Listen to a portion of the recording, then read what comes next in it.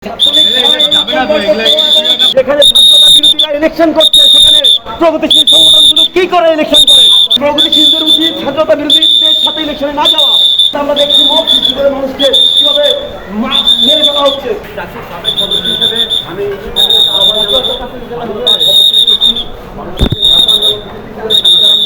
গণমুক্তির আন্দোলন সকল জায়গায়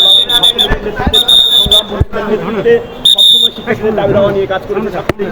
সেই ছাত্রলীগ স্বাধীনতা শক্তিকে ছাড়া যে ইলেকশন হবে শিক্ষার্থীরা সেই ইলেকশন বয়কট করবে। আমি প্রগতিশীল সংগঠনদেরকে জানাচ্ছি, যেখানে স্বাধীনতা বিরোধীরা ইলেকশন করছে সেখানে প্রগতিশীল সংগঠনগুলো কি করে ইলেকশন করে? তারা ইলেকশন বয়কট করে না কেন? প্রগতিশীলদের উচিত স্বাধীনতা বিরোধীদের সাথে ইলেকশনে না যাওয়া। প্রগতিশীলদের উচিত স্বাধীনতা বিরোধীদের সাথে ইলেকশনে না যাওয়া। আজকে